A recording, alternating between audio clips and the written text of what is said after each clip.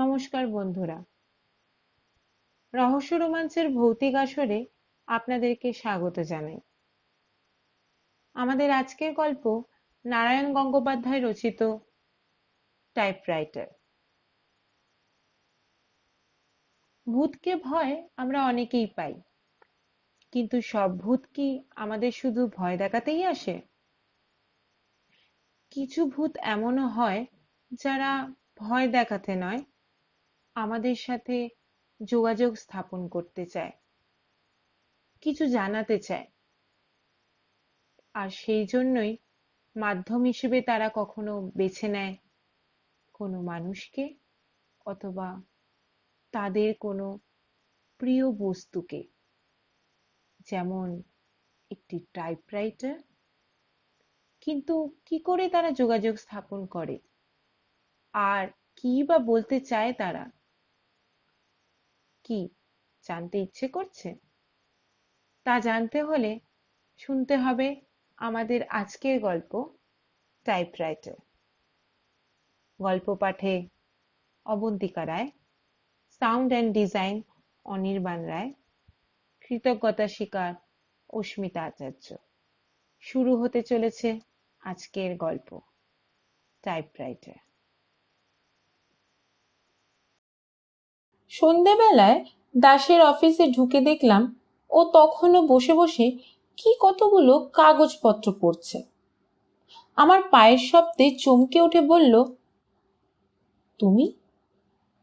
বললুম, তোমার অফিসে আলো জ্বলতে দেখে ঢুকেছি। এখনো বসে আছো যে বড়? না না, কাজে, ও তুমি বুঝবে না। সত্যি আমি বুঝতে পারিনি। দাস ব্যবসা করে, কিন্তু কি জাতের ব্যবসা সে সম্বন্ধে আজও কোনো স্পষ্ট ধারণা করতে পারিনি আমি। সাপ্লাই এর কাজ করে, মর্গেজ থেকে টাকাও ধার দেয়, আরো কি 10 রকম করে বেড়ায়, তা দাসই শুধু জানে, আর ভগবানও জানে কিনা সন্দেহ। আমিও জানতে চাই না, কারণ দাসকে জানি সেই কলেজ জীবন থেকে। ইউনিয়নের টাকা সরিয়েই হাত পাকিয়েছিল দাস। তারপর বার্মা ইভ্যাকুয়েদের নিয়ে যখন নানা কেলেঙ্কারি হয়, তখন দাস ছিল একজন কন্ট্রাক্টর। সেই থেকে ধাপে ধাপে কত দূরে সে এগিয়ে গেছে, সেই সম্বন্ধে কোনো রকম অনুমান করতেও সাহস হয়নি আমার। জিজ্ঞাসা করতে পারেন, এসব সত্ত্বেও দুর্জন সংসর্গ করি কেন? তার কোনো স্পষ্ট উত্তর দিতে পারবো না জানেন। শুধু এটুকু বলতে পারি, দাসকে আমার ভালো লাগে। অজস্র ত্রুটি থাকলেও একটা দুর্বোধ্য আকর্ষণ আছে ওর ব্যক্তিত্বে। সেটা ওর তীক্ষ্ণ স্মার্টনেসের জন্যও হতে পারে, আমার অন্তত তাই মনে হয়। ওরও সেরিকালচার সম্বন্ধে কৌতূহল আছে বলেও হতে পারে, এমনকি ওর বিশেষ ধরনের চুলের ব্যাক ব্রাশের জন্যও হতে পারে। কিন্তু মোট কথাটা হলো, সময় পেলে দাসের সঙ্গে আড্ডা দিতে আমার ভালো লাগে। এ পথ দিয়ে যেতে যেতে ওর অফিসে আলো জ্বলতে দেখে তাই ঢুকে পড়েছিল। একটা বেয়ারানি, 3 জন কেরানির একজনও না। মস্ত অফিস ঘরটায় সবুজ শেড দেওয়া আলোটার পাশে দাসকে কেমন প্রক্ষিপ্ত মনে হলো যেন। তখনই আমি বুঝলুম নিঃসঙ্গতা দাসকে মানায় না।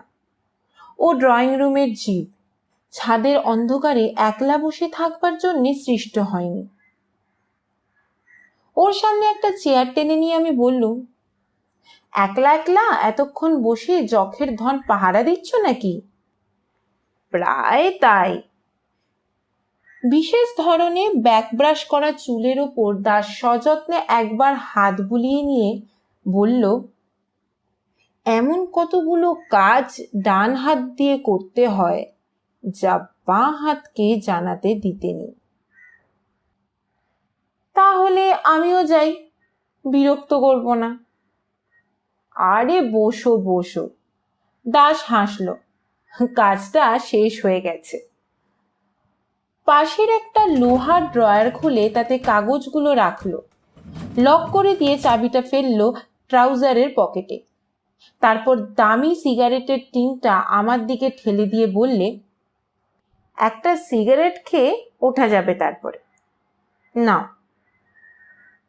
কিন্তু সিগারেটটা ধরাতে গিয়ে চলন্ত দেশলাইয়ের কাঠিটার দিকে আড়াআড়ি তাকাতেই আমার নজর পড়ল কোণের টাইপরাইটারের দিকে। ঢাকনা খোলা, ঝকঝক করছে কিবোর্ড, রোলারটাকে অদ্ভুত মসৃণ মনে হচ্ছে। আর সঙ্গে সঙ্গে প্রতিক্রিয়াটা বেরিয়ে এলো প্রশ্নের আকারে, তোমার সেক্রেটারির খবর কি? দাসের ঠোঁটের কোণে সিগারেটটা যেন চমকে দুলে উঠল। কোন সেক্রেটারি? আবার কোন সেক্রেটারি? মিস সুলতা পাল। ও, ওহো, আচ্ছা আচ্ছা। ছাই জমে ওঠার আগেই অ্যাস্ট্রেতে সিগারেটটা ঝাড়ল দাস। কয়েকটা নরম ফুলকি উড়ে গেল পাখার হাওয়ায়। No trace. কোনো পাত্তা পাওনি? না। আশ্চর্য, এমন করে কোথায় গেল মেয়েটা? অবজ্ঞা কুঞ্চিত মুখে আবার গোটা কয়েক ফুলকি ঝাড়ল দাস। ওসব মেয়ের কথা ছেড়ে দাও, চেহারাটা ভালোই ছিল, দেখেছিলে তো, নিশ্চয়ই পালিয়েছে কারোর সঙ্গে। আমি আশ্চর্য হয়ে বললুম, পালাবার কি ছিল? যতদূর তোমার কাছে শুনেছিলাম কলকাতার একটা বোর্ডিংয়ে একাই থাকতো। আত্মীয় স্বজন কেউ থাকলেও তাদের সঙ্গে কোনো সম্পর্ক ছিল না।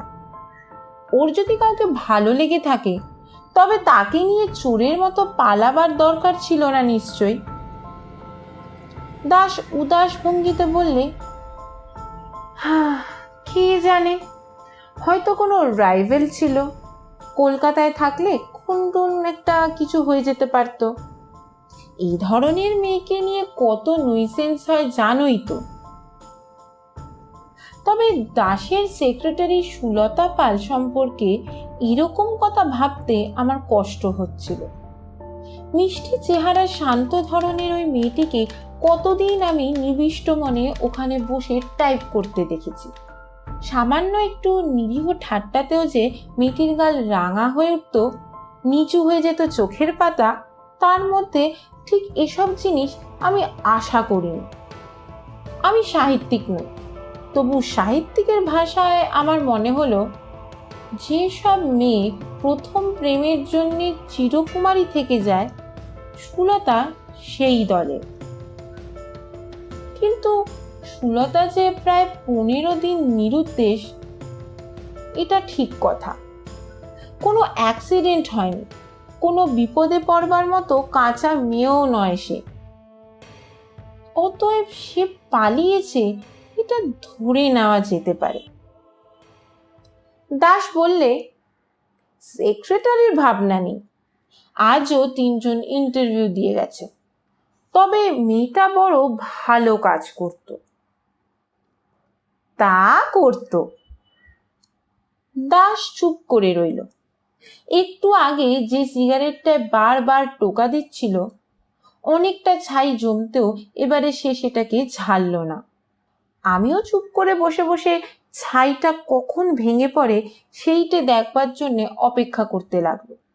আর ভাবতে লাগলো, সুলতা এতখানি সাহস পেল কি করে? একটু পরেই দাস যখন বলতে যাচ্ছিল, এইবার ওঠা যাক, অন্তত ওর মুখ থেকে এই কথাটাই বেরিয়ে আসবে বলে আমার মনে হচ্ছিল, ঠিক তখনই ঝমঝম করে বৃষ্টি নেমে বসলো বাইরে। খোলা দরজা দিয়ে ভেজা ধুলোর একটা তপ্ত রুদ্ধশ্বাস চলে এলো ঘরে। দাসের সিগারেট থেকে ছাইটাকে কেড়ে নিয়ে চলে গেল। দাস বললে, বৃষ্টি নামলো যে, গাড়িটাও তো আনিনি। আমি বললুম, না থামলে বেরোনো যাবে না, বেশ ঘটা করে নেমেছে, ট্রাম পর্যন্ত যেতে গেলেও ভিজে ভূত হয়ে যেতে হবে, তাই থামুক। দাস বললে, তাহলে একটু বসো তুমি, আমি একটা টাইপের কাজ সেরে নি ততক্ষণ। উঠে টাইপরাইটারের দিকে এগিয়ে গেল দাস।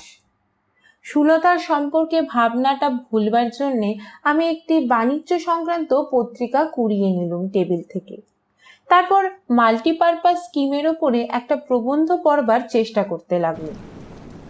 আলগা মনোযোগের ভেতরে কানে আসতে লাগলো বাইরের বৃষ্টির আওয়াজ, টাইপরাইটারের রোলারের কাগজ জড়ানোর খসখসানি, তারপরে খটাখট করে গোটা কয়েক টাইপিংয়ের শব্দ। পরক্ষণেই দাস হেসে উঠল। হাসি কেন? ব্যাপার কি? এসো এখানে দেখো কি মজা হয়েছে। আমি উঠে গিয়ে ওর পাশে দাঁড়ালাম। মজাই করেছে বটে একটা। ওপরে টেন্ডার বলে হেডিং দিয়ে তার নিচে 3 বার টাইপ করে বসেছে একটি নাম, সুলতা পাল। অবাক হয়ে বললুম, এর মানে? সুলতা পালের নাম টাইপ করেছো কেন? দাস বললে, মানেটা তো আমিও ভাবছি। লিখতে গেলুম টেন্ডার, লিখে বসলুম সুলতা পালের নাম, তাও একবার নয় 3 বার। আমি বললুম, তাতে অস্বাভাবিক কিছু নেই। এতক্ষণ ধরে ওকে নিয়েই তো আমরা আলোচনা করছিলাম, আর ওর ব্যাপারটাও এত বিস্ময়কর যে মনের ভেতরে ওর নামটাই ঘুরছিল। অন্যমনস্কভাবে তাই ছেপে বসে আছে। তাই বটে। দাসের মুখের উপর একটা বিষণ্ণ ছায়া নেমে এলো। আজ 1 বছর ধরে এইখানে বসে টাইপ করেছে সুলতা, একবারে ঘড়ির বাটার মতন। একটা দিন কামাই করেনি, 1 মিনিট লেট করেনি, 5 মিনিট আগে ছুটি নিয়ে চলে যায়নি কোনোদিন। এর প্রত্যেকটা চাবিতে সুলতার আঙুল জড়িয়ে রয়েছে। আবার আমরা দুজনে গম্ভীর হয়ে রইলাম। সুলতার শান্ত মিষ্টি মুখখানা আমি ভুলতে পারছি না। দাসের চোখ দুটো কেমন উদাস আর গভীর হয়ে গেছে। আমার জিজ্ঞেস করতে ইচ্ছে হলো, তুমি কি ওকে ভালোবাসতে? বাইরে বৃষ্টি পড়তে লাগলো।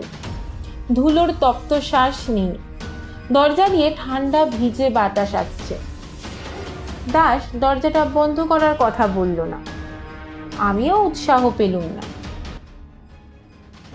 শুধু বৃষ্টির শব্দ, আমাদের চুপ করে থাকা, আর ঘরের ভিতর কোথা থেকে উড়ে আসা একটা চামচিকের চঞ্চল ছায়া কিছুক্ষণ ধরে স্তম্ভিত হয়ে রইল। দাস স্তব্ধতা ভাঙল। না, টাইপটা সেরেই ফেলি। কাগজটা খুলে দাস সেটাকে তাল পাকিয়ে নিচের বাস্কেটে ফেলে দিলে। জড়িয়ে নিলে আরেকখানা কাগজ। আবার খটখট করে বেজে উঠল টাইপিং এর আওয়াজ। আমি টাইপরাইটারের টেবিলের কোণে দাঁড়িয়ে রইলাম। একটানা বৃষ্টির শব্দর মধ্যে টাইপিং এর শব্দ একাকার হয়ে এলো। কখনো কখনো স্পেসিং আর ঘন্টার জ্যোতিপতন কানে আসতে লাগলো। কতক্ষণ পরে জানিনি, কেন যে তাও জানিনি, হঠাৎ আমার চোখ নেমে এলো দাসের টাইপের ওপর। কি আশ্চর্য! আগা গোড়া ক্যাপিটাল লেটার সাজিয়ে কি ছাপছে ও! যা দেখলুম তাতে কয়েক মুহূর্ত আমার চোখকে বিশ্বাস করতে পারলুম না। প্রচণ্ড স্পিডে পাগলের মতো দাস যা ছেপে চলেছে তা এই। আমি অকপটে স্বীকার করছি যে সুলতা পালকে আমি খুন করেছি। আমার ব্যারাকপুরের বাগানবাড়িতে পুরনো গ্যারেজের ভেতর একটা বড় কেবিন ট্রাঙ্কে তার মৃতদেহ রয়েছে। আমি তার উপরে বল প্রয়োগে ব্যর্থ হয়ে, কিন্তু আর তো আমি চোখকে অবিশ্বাস করতে পারিনি। যা দেখছি এ তো স্বপ্ন নয়। আমি আর্তনাদ করে উঠলুম, দাস, এ কি ছাপছো তুমি? এ কি ছাপছো? টুলের ওপরে দাস থরথর করে কেঁপে উঠল। একটা মৃত প্রাণী যেন নড়ে উঠেছে ইলেকট্রিক কারেন্টের ছোঁয়ায়। যেন এতক্ষণ সে ঘুমিয়ে টাইপ করে যাচ্ছিল, হঠাৎ জেগে উঠেছে।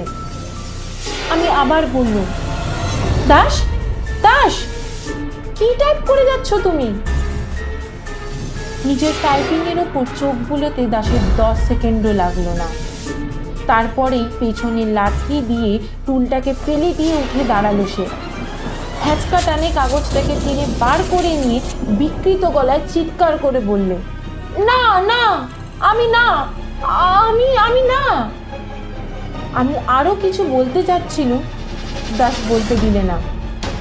মিথ্যে কথা, আমি নয়। জান্তব্য গলায় আবার চিৎকার করে উঠল সে।